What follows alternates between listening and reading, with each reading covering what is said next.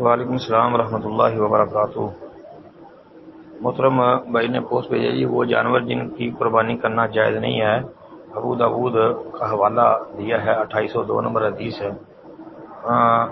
یہ براء بن عازب رضی اللہ عنہ والی روایت ہے۔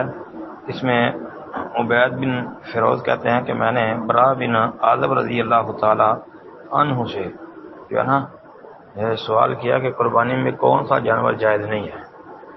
پھر براء بن عازب رضی اللہ تعالی عنہ نے جو ہے یہ جو بیان فرمایا کہ 4 قسم کے جانور قربانی میں جائز نہیں، یعنی نبی علیہ الصلوۃ والسلام نے اپنے خطبے میں یہ بات بیان فرمائی۔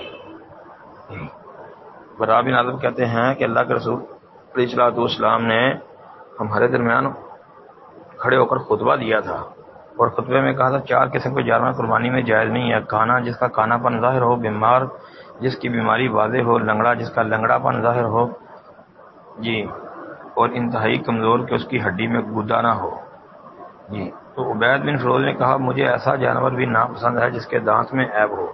تو سیدنا براء بن عازب رضی اللہ عنہ نے کہا جو تمہیں ناپسند ہو تو اسے چھوڑ دو، مگر دوسروں کے لیے حرام نہ ٹھہراؤ جی۔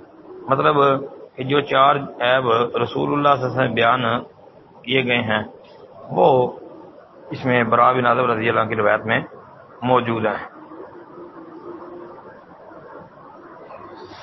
جی۔ تو یہ روایت کے متعلق پوچھے ہیں جی۔ ہاں جی، روایت ٹھیک ہے، ہاں صحیح ہے انشاءاللہ۔ السلام علیکم ورحمۃ اللہ۔